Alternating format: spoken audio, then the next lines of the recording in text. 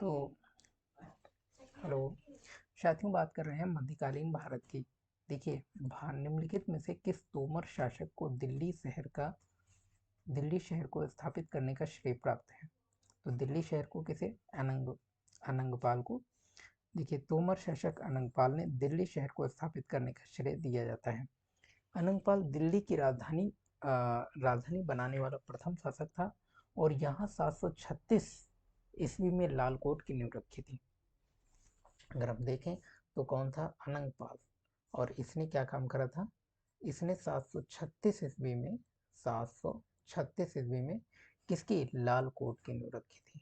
लाल coat की नींव रखी थी और इसे दिल्ली को राजधानी बनाने का श्रेय इसे ही है। तो दिल्ली को राजधानी बनाने का श्रेय किसे है? अनंगपाल को। देखिए, भारत में पहली बार आक्रमण करने वाला कौन था? मंगोल या फिर तुर्क, अरब, अफगान? तो कौन थे? अरब। अरब जो है भारत में पहली बार आक्रमण करने वाले कौन थे? तो अरब थे। भारत में पहली बार आक्रमण करने वाले अरब मुस्लिम थे। 712 ईस्वी में मोहम्मद बिन कासिम द्वारा भारत पर आक्रमण किया गया और जो कि अरब का निवासी था। इस समय सिंध के शासक दाहिर था जो कि मोहम्मद बिन कासिम को हराया था। तो आपने देखा कि जो अरब पहली बार आक्रमण करने वाला कौन था? अरब, जो कि मुस्लिम थे। और 712 ईस्वी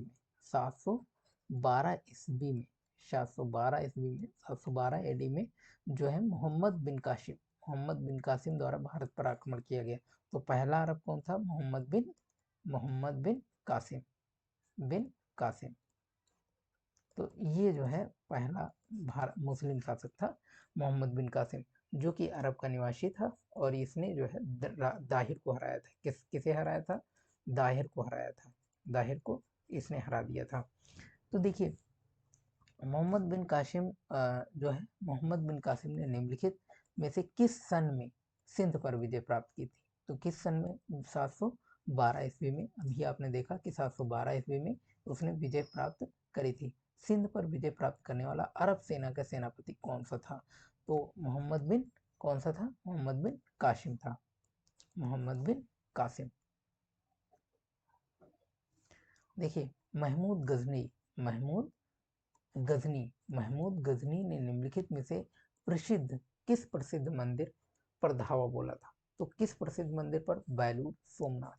तो महमूद गजनी ने सोमनाथ मंदिर, जो कि प्रसिद्ध मंदिर था, और 1025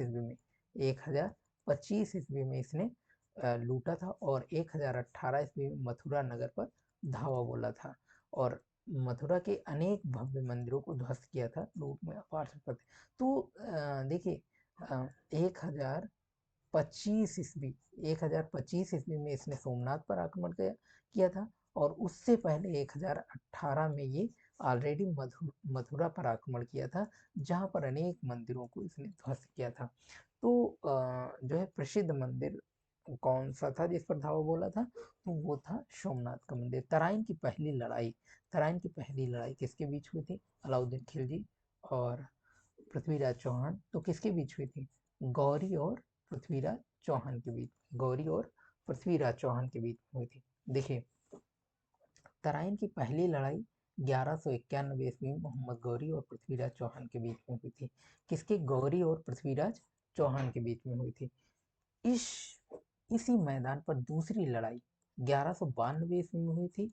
प्रथम युद्ध में पृथ्वीराज विजयी हुआ था और द्वितीय युद्ध में गौरी विजयी हुआ था। तो अगर हम बात करें, दो युद्ध हुए थे तराइन के। और पहले युद्ध में जो है पृथ्वीराज चौहान विजयी हुआ था, लेकिन दूसरे युद्ध में हार गया था। और दूसरे युद्ध में कौन विजयी हुआ था? गौरी।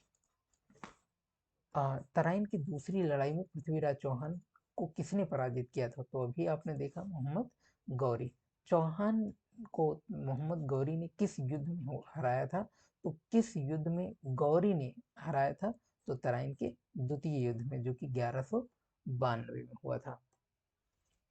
देखिए, मोहम्मद गौरी मोहम्मद गौरी विजित प्रदेशों की देखभाल के लिए निम्नलिखित में से किस विश्वसनीय जनरल को छोड़कर गया था? तो कौन सा जनरल था जिसे छोड़ करके गया था? इल्तुतमिश, इल्तुतमिश या फिर नसरुद्दीन शाह, या नसरुद्दीन, या फिर इल्तुतमिश, कुतुबुद्दीन ऐबक, मलिक काफूर। तो किसे छोड़कर गया था? कुतुबुद्दीन ऐबक को। तो मोहम्मद गौरी ने विजित प्रदेशों की देखभाल के लिए कुतुबुद्दीन ऐबक को जनरल नियुक्त किया था। और 24 जून 1206 ईस्वी को 24 जून 1206 ईस्वी को ऐबक ने एक शासक के रूप में शासन करना प्रारंभ किया, अपनी राजधानी लाहौर को बनाया। तो ये चीजें जो है आ, आ, अगर हम बात करें तो किसे मोहम्मद गौरी ने विजित प्रदेशों की देखभाल के लिए कुतुबुद्दीन ऐबक को जनरल नियुक्त किया था। जनरल किसे नियुक्त किया था? कुतुबुद्दीन ऐबक को। और 1206 24 जून 1206 को ऐबक ने एक शासक के रूप में शासन प्रारंभ किया था और अपनी राजधानी इसने लाहौर बनाई थी। तो अगर हम बात करें तो 24 जून 1206 को, यानी कि एक शासक के रूप में कब उभर कर आया? 24 जून 1206 ईस्वी को जो है एक शासक के रूप में ऐबक उभर कर आया। और इसने अपनी राजधानी किसे बनाई थी? तो लाहौर को इसने अपनी राजधानी बनाई थी। किस लड़ाई में मोहम्मद गौरी ने दिल्ली क्षेत्र को खोल दिया? तो किस लड़ाई में मोहम्मद गौरी के लिए दिल्ली क्षेत्र खोल दिया गया? तो तराइन की पहली लड़ाई, तराइन की दूसरी लड़ाई, खानवा की लड़ाई, पानीपत की पहली लड़ाई। तो 1192 ईस्वी में लड़े गए तराइन के द्वितीय युद्ध में गौरी ने दिल्ली क्षेत्र को खोल दिया। और इस क्षेत्र में मोहम्मद गौरी ने इस क्षेत्र पर शासन करने वाले पृथ्वीराज चौहान को पराजित किया था और इस क्षेत्र पर अधिकार कर लिया। तो आपने देखा कि गौरी ने दिल्ली क्षेत्र को कब खोल दिया? तो गौरी ने तराइन की दूसरी लड़ाई में, यानी कि 1192 में तराइन की दूसरी लड़ाई में उन्होंने दिल्ली क्षेत्र को खोल दिया। और मोहम्मद गौरी ने इस क्षेत्र पर शासन करने वाले पृथ्वीराज चौहान को पराजित कर दिया था। तो देखिए, किस राजपूत राजा ने मोहम्मद गौरी को पहली बार हराया था? तो मोहम्मद गौरी को पहली बार किसने हराया था? अगर पहली बार की बात करें तो मोहम्मद गौरी को अगर पहली बार किसी ने हराया था, अगर राजपूत राजा की बात करें, तो वो थे बघेल भीम ने जो है गौरी को पहली बार अनहिलवाड़ के शासक बघेल भीम द्वितीय ने 1178 में हराया था। तो कब पहली बार हरा था? 1178 में। और किस राजपूत राजा के द्वारा हरा था? तो बघेल भीम ने हराया था इन्हें, जो कि पहली बार 1178 ईस्वी में हारा था गौरी। अगर के सही मिलान किया गया व्यक्ति और घटना, आपको बतानी कि सही मिलान करना है, तो इसमें सही मिलान किया गया तो केवल एक ही सही मिलान किया गया है, ये सी नंबर, यानी कि केवल पहला मोहम्मद गौरी जो कि सोमनाथ को लूटा था। मोहम्मद गौरी सिंध पर विजय प्राप्त किया, गलत है। अलाउद्दीन खिलजी बंगाल में विद्रोह, ये भी गलत है। और मोहम्मद बिन तुगलक चंगेज खान पर आक्रमण, ये भी।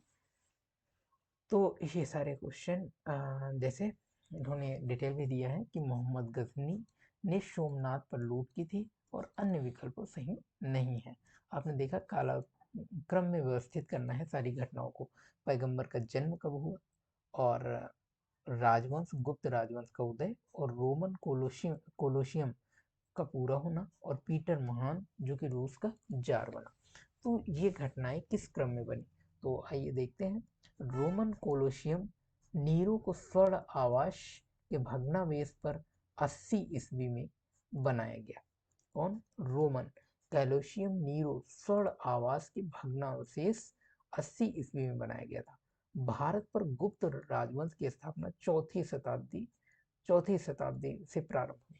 तो कब प्रारंभ हुई? चौथी शताब्दी से प्रारंभ हुई गुप्त राजवंश की स्थापना। और पैगंबर मोहम्मद साहब का जन्म 570 ईस्वी में हुआ था। तो पैगंबर मोहम्मद साहब का जन्म कब हुआ था? 570 ईस्वी में, 570 ईस्वी में। और आपने देखा गुप्त राजवंश का उदय कब हुआ था? तो चौथी